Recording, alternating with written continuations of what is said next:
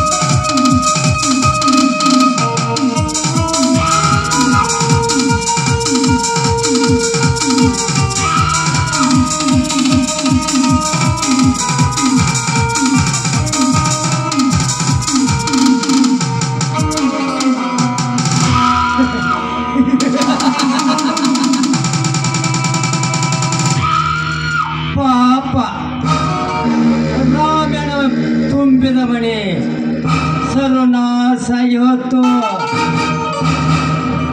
ಅವನ ಹೆಂಡತಿ ಬೀದಿಗೆ ಬಂದು ಬಿಟ್ಟು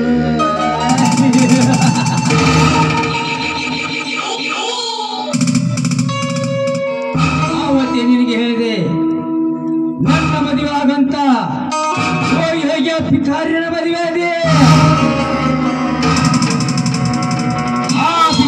ಮದುವೆಯಾಗಿ ಏನು ಸುಖ ಹಾಕಂಡೆ, ಏನು ಇಲ್ಲ. ಪಾಪ ಹರಕ್ಕೆ ಸೀರೆ ಉಟ್ಕೊಂಡ ಓಣು ಅಡ್ಯಾಡ್ದು ಬತ್ತ. ಏ ಚಿನ್ನ, ಈ ಗೌಡನ ಮಾತ ಕೇಳಿದಾದ್ರ ಏನು ಬೇಕು ಕೇಳ. ಬಂಗಾರ ಬೇಕಾ, ಬೆಳ್ಳಿ ಬೇಕಾ, ನಿನ್ನ ಸುಖದ ಸುಪ್ಪತ್ತಿಗೆ ಮೇಲೆ ಇರ್ತಾರ. ಒಂದೇ ಒಂದು ರಾತ್ರಿ ನನ್ನ ಮಗಲ್ದಾಗ ಮಾಡ್ಕೊಂಡ್ರ ಮಾತ್ರ.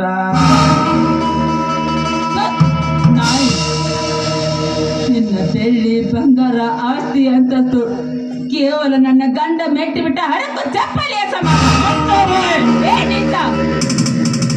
ಮರ್ಯಾದೆಯಿಂದ ಹೇಳ್ತಾ ಇದ್ದೀನಿ, ನನ್ನ ತಂಟೆಗೆ ಬಂದ್ರೆ ಸೊಟ್ಟು ಬೂದಿ ಆಗ್ತೀಯ. ಅಲ್ಲ, ಒಂದೇ ಒಂದು ರಾತ್ರಿ ಮಕ್ಕಳಿಗೆ ಬಾ ಅಂತ ಕರಿತಾ ಇದೆಯಲ್ಲ, ನಾನು ನಿನಗೆ ನಿರ್ಣಯ ಮಾಡಿದೆ. ಅಲ್ಲ, ನಾನು ನಿನಗೆ ಅಣ್ಣ ಅಂತ ಕರೆದೀನಿ, ನನಗೆ ಮಗ್ಲಿಗೆ ಬಾ ಅಂತ ಕರಿತಾ ಇದೀಯ. ನಾರಿಯರ ಅಂಗ ಸುಖ ಬಯಸಿ ಮಕ್ಕನಾಗಬೇಡ. ಕಂಡರ ಜೊತೆ ಕಾಮನಾಟ್ಯವಾಡಲು ನನ್ನನ್ನು ಹಾಗರದ ಸೋಳಿ ಎಂದು ತಿಳಿದರೆ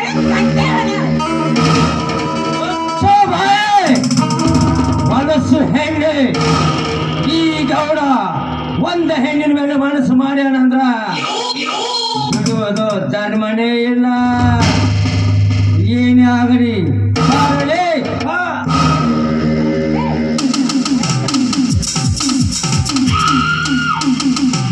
ಅಬಲೆಯನ್ನು ರಸ್ತೆಯಲ್ಲಿ ಸಿಕ್ಕಿದೆ ಅಂತ ಕಾಮದಾಟಕ್ಕೆ ಕರಿತಾ ಇದೆಯಲ್ಲ, ನಾಚಿಕೆ ಆಗೋದಿಲ್ಲವೇನೋ ನಿನ್ನ ಹೇಗೆ ಜನ್ಮಕ್ಕೆ? ಅಲ್ಲ, ನಿನ್ನ ತಂಗಿ ಒಂದು ಹೆಣ್ಣು, ಅದೇ ರೀತಿ ನಿನ್ನ ಹೊಟ್ಟೆಲೆ ಹುಟ್ಟಿದ ಮಗಳಾಗಿದ್ರೆ ಈ ರೀತಿ ಕರಿತಾ ಇದ್ದೇನೋ ನಾಲಾಯಕ. ನೋಡು, ನಾನು ಒಬ್ಬ ನಿನ್ನ ತಂಗಿ ಅಂತ ತಿಳಿದು ಇಲ್ಲಿಂದ ಹೊರಟು ಹೋಗು. ಯಾಕಂದ್ರೆ ಒಂದು ಹೆಣ್ಣಿಗೆ ಕಷ್ಟ ಬಂದಿದೆ ಅಂದ್ರೆ ಅದಕ್ಕೆ ನಿನ್ನಂತವರು ಅಣ್ಣನ ಸ್ಥಾನದಲ್ಲಿ ನಿಂತು ಸಹಾಯ ಮಾಡಬೇಕು ಹೊರತು ಕಾಮದಾಟಕ್ಕೆ ಕರೆಯುವುದಲ್ಲ.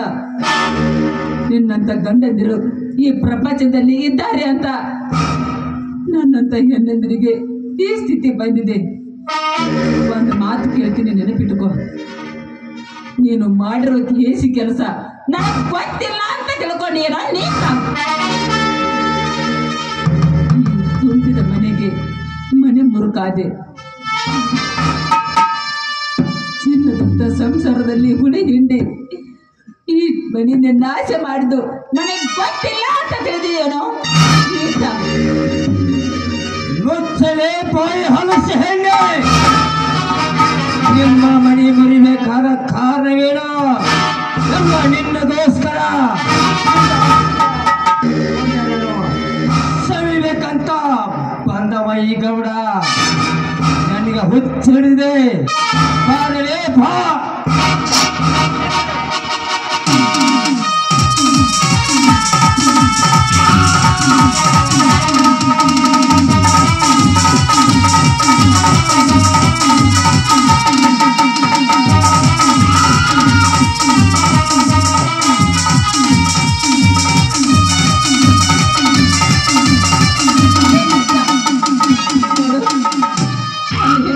ಕಣ್ಣು ಹಾಕಿದೆ ಅಂದ್ರೆ ನಿನಗೆ ಒಳ್ಳೇದಾಗೋದಿಲ್ಲ.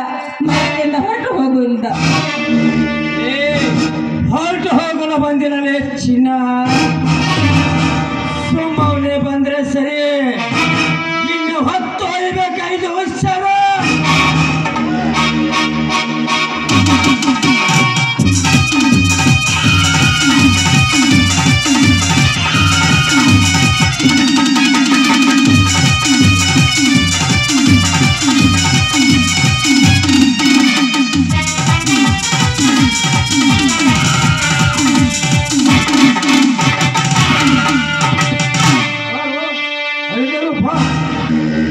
ನೋಡು, ನಿಮ್ಮ ಅತ್ತಿಗೆ ನನ್ನ ಮೇಲೆ ಮನಸ್ಸು ಮಾಡು ಜಗ್ಗ ಕತ್ತಳು. ಏನಂದಿ? ಅವಳು ನಿನ್ ಮೇಲ್ ಮನಸ್ಸು ಮಾಡಿದಳ,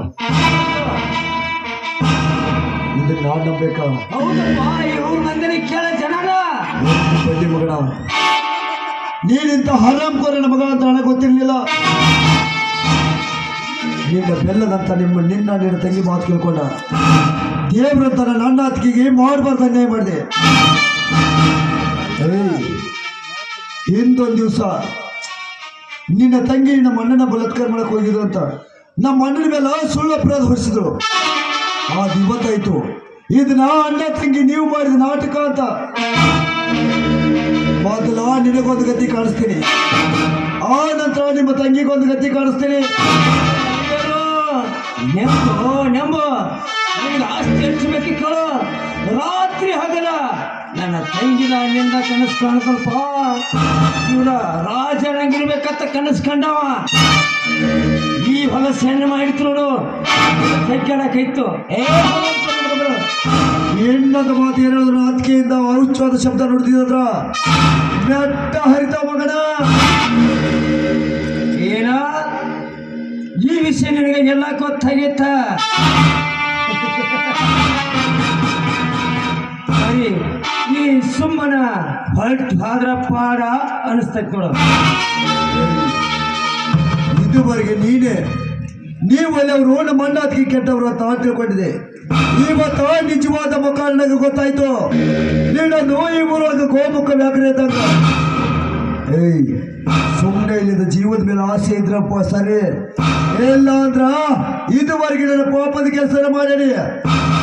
ಇದೊಂದು ಪಾಪದ ಕೆಲಸ ನನ್ನಿಂದ ಆಗ್ಬೇಕಂತ ಭ್ರಮ ಬರ್ತಿದ್ದಂದ್ರ ಇಲ್ಲೇ ನಿಂತ್ಕೋ.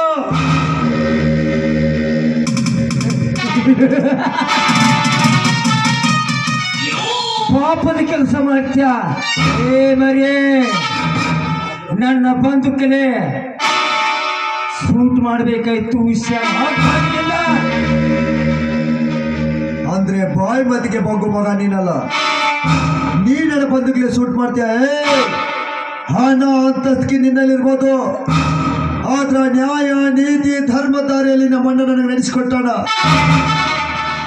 ಇವತ್ತ ಅನ್ಯಾಯ ದಾರಿಯಲ್ಲಿ ನನ್ನ ತುಳಸಿಯಾದ ಬಳಿಕ ನಿನ್ನ ಅನ್ಯಾಯದ ಮಾರ್ಗದೊಳಗ ನಿನ್ನ ಕೊಲೆ ಮಾಡ್ತೀನಿ.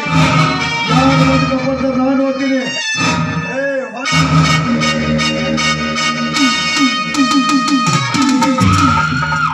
ಎಷ್ಟಾಲಿ ನಿಮ್ಮ ಮಾಮದನಿ ಜ್ಞಾನ ಬರ್ತೆ ಬಹಳ ಸ್ವಚ್ಛಗೆ ಬಂದ ಜನ ಏನ ಸಣ್ಣಗೆ ಕಡಿಯಾಕತ್ತೈತ ಏಕಿ ಬಾಯಿ ಮಾತಿಗೆ ಬಗ್ಗೆ ಕೇಳ್ರಿ. ಯಾಕಂದ್ರ ಕಂಡವ್ರ ಸೆರಗದ ವಾಸನೆ ಹಿಡ್ದ ವಾಸನಿಕಾರ ಇವಾಗ ಯಾರು ಮೆಟ್ಟ ಹರಿದಿಲ್ಲ. ಇವತ್ತ ಮೆಟ್ಟಿನ ರುಚಿ ಹೆಂಗೈತಿ ಅದು ತೋರಿಸಿನ ಅಂದ್ರ ಇನ್ನೊಂದು ಹೆಣ್ಣು ಮಕ್ಕಳು ಬಂದಾಕ್ಷಣ ತಾಯಿ ಕಂಡಂಗ ಕಾಣ್ಬೇಕು ನನ್ನ ಮಗ. ನಾನಾಗ ಕಡಿಯಾಕತ್ತೈತಿ ಅಂತ ಮಾತಾಡ್ತೀಯಲ್ಲ, ಮಾತಾಡ ಮಗಳ.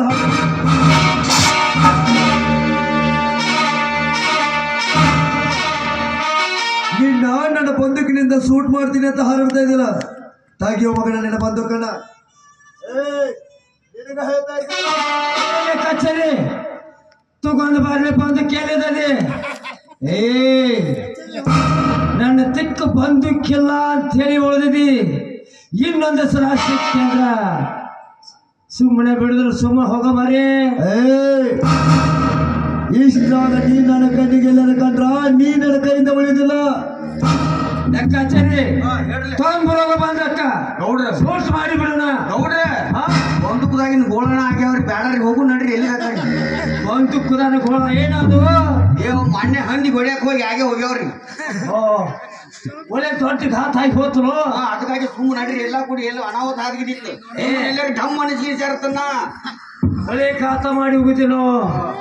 ನಡ್ರಿ ಹೋಗುನು ನಡ್ರಿ.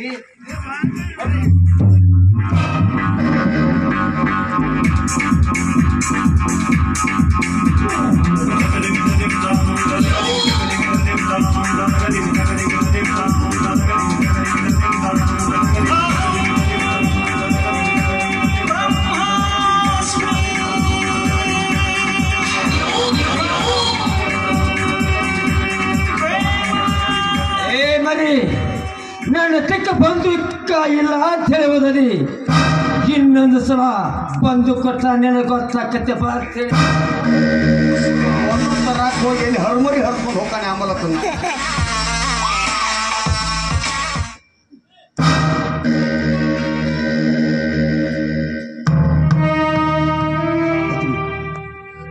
ಇವತ್ತ ಈ ಪಾಪಿ ಬಾಯಿಂದ ನನಗೆ ಅತ್ತಿಗೆ ಅಂತ ಕರೆಯೋದಕ್ಕೆ ಯೋಗ್ಯತೆ. ಯಾಕಂದ್ರೆ ಮಾಯದ ಹೆಂಡತಿ ಬೆಂಡತಿ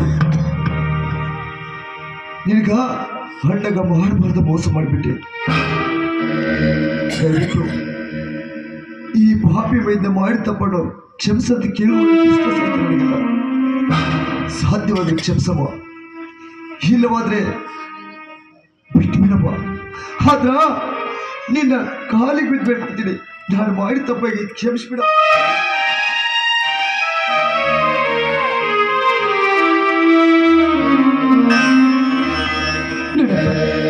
ಚಿಕ್ಕಂದಿಂದ ಮೈದು ನನ್ನ ಮಗ ಅಂತ ಜೋಪಾನ ಮಾಡಿದ್ದೀನಿ. ಅಂತಂದ್ರಲ್ಲಿ ನೀ ಏನಂತ ನನಗೆ ಗೊತ್ತಿಲ್ಲನಪ್ಪ. ಕಲಿಕೆ ಮಾತಿಗೆ ಈ ರೀತಿ ಮಾಡಿದಾನೆ ನನ್ನ ಮೈದನ ಅಂತ ನನಗೆ ಚೆನ್ನಾಗಿ ಗೊತ್ತಪ್ಪ, ಚೆನ್ನಾಗಿ ಗೊತ್ತು. ಇದೆಲ್ಲ ಪರಿಮಳದಿಂದ ಇದ್ದಿದ್ದು. ಇವತ್ತಿನಿಂದ ಆ ಹೆಣ್ಣು ಈ ಮನೆಯೊಳಗಿರ್ಬಾರ್ದು. ಅದಕ್ಕೆ ಬಂದವರು ಹೇಳ್ತಾರೆ, ಲವ್ ಮಾಡಿದವ್ರೆಲ್ಲ ಲವ್ಲೇ ಮಜಲು ಆಡೋಕೆ ಸಾಧ್ಯ ಇಲ್ಲ ಅಂತ. ಹಂಗ ಅದಕ್ಕೆ ಹೆತ್ತವರು ಹೇಳಿದಂಥ ಕನ್ಯಾಗ ಕುಂಡಿರ್ಲಿ ತಾಳಿ ಕಟ್ಟಿ ಮದುವೆ ಆಗಬೇಕು ಅಂತ ತಾಳು ಮನಸ್ಸು ಪಟ್ಟ ಹೆಣ್ಣಿನಗೋಸ್ಕರ ಬೆನ್ನತ್ತಿ ಬಂದ್ರ ಮನಿ ಸರ್ವನಾಶ ಆಕತ್ತೆ ಅನ್ನೋದು ಇವತ್ತು ನಾನೇ ಕಾರಣಮ್ಮ. ದಯವಿಟ್ಟು ನಾನು ಮಾಡಿ ತಪ್ಪಿದ್ದು ಕ್ಷಮಿಸ್ಬಿಡಮ್ಮ. ಅದಕ್ಕೆ ಬಾರಮ್ಮ ಮನೆಗೆ ಹೋಗೋಣ. ಆಯ್ತಪ್ಪ, ನಾನು ಬರ್ತೀನಿ. ಆದರೆ ನಿಮ್ಮ ಅಣ್ಣನವರು ಎಲ್ಲಿದ್ದಾರೆ ಅಂತ ಹುಡುಕೊಂಡು ಬಂದರೆ ಮಾತ್ರ ಮನೆಗೆ ಬರ್ತೀನಪ್ಪ. ಯಾಕಂದ್ರೆ ಅದು ನನ್ನ ಕರ್ತವ್ಯ. ನನ್ನಿಂದ ಅಣ್ಣನಿಗೆ ನಿನಗೆ ಮೋಸ ಆಗಿದೆ. ಆ ಪರಿಮಳಿಗೆ ಒಂದು ಗತಿ ಕಾಣಿಸಿ ಅಣ್ಣ ಎಲ್ಲಿದ್ರು ನಾನು ಹುಡುಕೊಂಡು ಬರ್ತೀನಿ.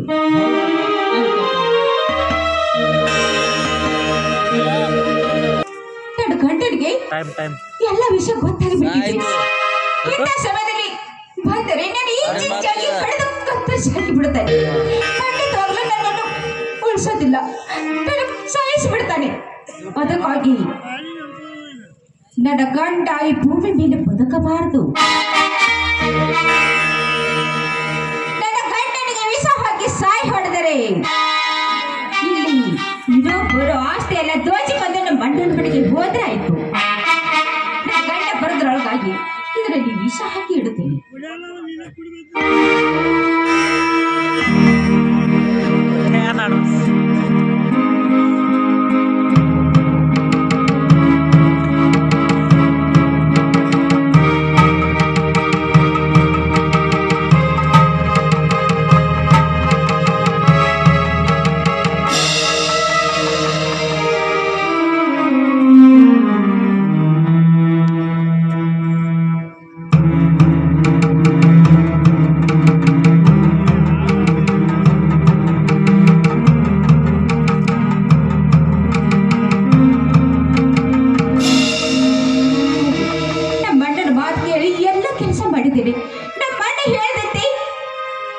ಚಾಚು ಚಪ್ಪದೆ ಈ ಮಂಡಿಗೆ ಮಸಣ ಮಾಡಿದ್ದೇನೆ. ಈ ಮನೆಯಲ್ಲಿದ್ದ ನನ್ನ ಮಾವನ ಅಕ್ಕನ ಮನೆ ಬಿಟ್ಟು ಹೊರಗೆ ಹಾಕಿದ್ದೇನೆ. ಅದು ಬೇಡಿ ಇವೆಲ್ಲ ವಿಷಯ ನನ್ನ ಗಂಡನಿಗೆ ಗೊತ್ತಾಗೈತಿ. ನಮ್ಮ ಅಣ್ಣ ಫೋನ್ ಹಚ್ಚಿ ಒಳ್ಳೆ ಕೆಲಸ ಮಾಡಿದ್ದಾನೆ. ಹೌದು, ಈಗ ಬಂದವನೇ ಹಾಲು ಕುಡಿತಾನೆ, ಹಾಲು ಕುಡಿದು ಸತ್ತು ಹೋಗುತ್ತಾನೆ.